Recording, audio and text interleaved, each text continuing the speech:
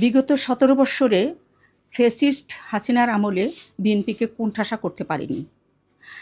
যে সময়ে আমরা লক্ষ লক্ষ মামলা হামলার শিকার হয়েছি, আমাদের বর্তমান চেয়ারম্যান জনাব তারেক রহমান তখন ছিলেন দেশের বাহিরে, প্রবাসী জীবনযাপন করেছিলেন এই সরকার ফ্যাসিস্ট সরকারের নির্যাতনের কারণে।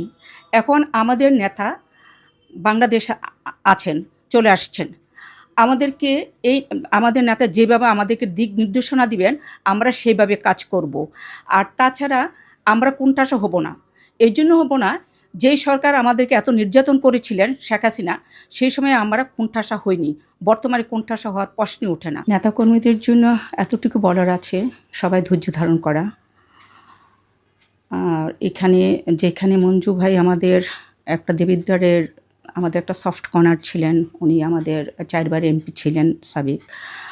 ওনার মনোনয়নপত্র বাতিল হওয়াতে আমরা সবাই আমাদের খুব খারাপ লেগেছে। এখানে তো কিছুই করার ছিল না। নেতাকর্মী সবার উদ্দেশ্য এটাই থাকবে যেন আপনারা সবাই ধৈর্য ধারণ করেন, আপনারা সবাই রাজনীতি তো এখানেই শেষ না। আইনের কারণে আমাদের দেবিদ্বারের ইঞ্জিনিয়ার মঞ্জুর হাসান মুন্সি 4 বার এমপি ছিলেন, ওনার মনোনয়নপত্র বাতিল হয়েছে।